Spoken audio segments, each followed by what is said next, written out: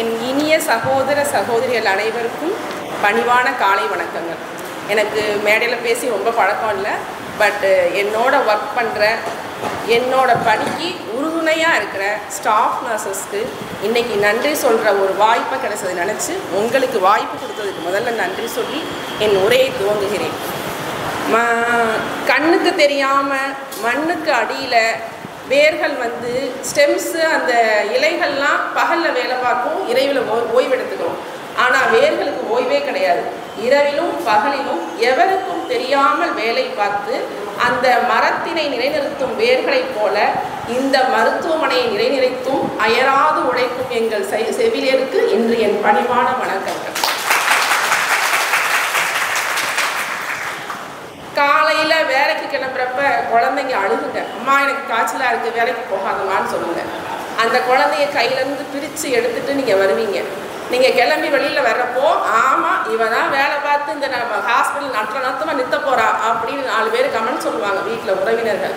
இப்படிப்பட்ட எல்லாவித கமெண்ட்டுகளையும் தாண்டி மனதிற்குள் அழுது கொண்டே முகத்தில் புன்னகையை வைத்து கொண்டு அயராது உழைத்து மனம் தளராது புன்னகையை ஏந்தி எங்களுக்காக வேலை செய்யும் எங்கள் இனிய சுமைதாங்கிகளுக்கு இன்று என் பணிவான வணக்கங்கள். ஒரு மெழுகுவர்த்தியை போல நீங்கள், அதாவது ஹாஸ்பிட்டலில் என்ன பிரச்சனைனா, இந்த வடிவேலு சொல்வார், சாரி நான் படத்தை பற்றி பேசுகிறேன், நடிகரை பற்றி பேசுகிறேன்.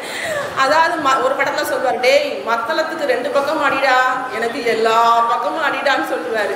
அதே மாதிரி தான் ஸ்டாஃப் நர்ஸும். ஹாஸ்பிட்டல் லைட் எரியலையா, கிளன்லினஸ் சரியா இல்லையா, அட ஒரு டேபிள் நகர்ந்துருக்கா, அட இது கூட பரவாயில்ல, டாக்டர் நோட்ஸ் போடலையா, அட பேஷண்ட் ஃபோன் காணாமல் போச்சா, எல்லாத்துக்கும் ஸ்டாஃப் நர்ஸ் தான்.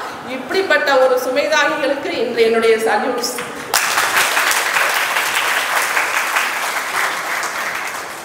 அதே மாதிரி ஒரு டாக்டரோட முக்கால்வாசி ஒர்க்கை எல்லா எக்ஸ்பீரியன்ஸ் ஸ்கில்டு ஸ்டாஃப் நம்ம ஸ்டாஃப் எல்லாரும் பண்ணிடுறாங்க. தியேட்டரில் அனஸ்தட்டிஸ்ட்டுக்கு ஒர்க் பண்ணுற ஸ்டாஃபை பார்க்கும்போது நான் பிரமிச்சு போயிருக்கேன்.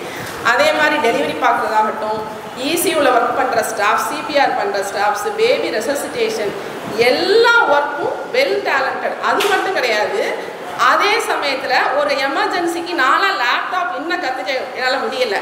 கம்ப்யூட்டர் ஒர்க்கு, அட்மினிஸ்ட்ரேட்டிவ் ஒர்க்கு, தேவைன்னா கிளன்லினஸ். அன்னைக்கு சிஸ்டர்ஸ்லாம் உட்காந்து தண்ணி தள்ளிட்டு இருக்காங்க. இது இந்த அளவுக்கு ஆளினால் அழகுராகிகளாக்கக்கூடிய ஒரே ஆளுக்கு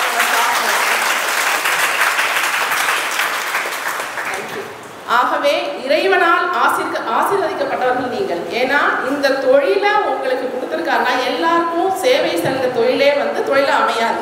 கிளரிக்கல் ஒர்க் பார்க்கணும் சரி, எல்லாருக்கும் ஒரு ஏஜ் வயசானவங்க அவங்கள உறவினர்கள் கூட தொடர்றதுக்கு சங்கடப்படுறப்போ அவங்கள அழகாக அவங்க கஷ்டப்படாமல் ஒரு ஸ்ட்ரெச்சர்லேருந்து இறக்குற ஸ்டாஃப் நர்ஸ் ஆகட்டும், ஒரு பேபியை ஃபீவரை சரி பண்ணுறதுக்கு இன்ஜெக்ஷன் அந்த குழந்தை கற்றுனாலும் அழகாக அதை நர்சிங் பண்ணுற ஸ்டாஃப் ஆகட்டும், ஒரு வலியோடு வரவங்களுக்கு வலியை உடனே நிப்பாட்டுற ஸ்டாஃப் ஆகட்டும், அவங்களுடைய எல்லா ஆசீர்வாதங்களும் எல்லா புன்னகையும் உங்களோடையும் உங்களை சார்ந்தவங்களோடையும் என்றைக்கும் உங்களோட நிலைத்து நிற்கும்.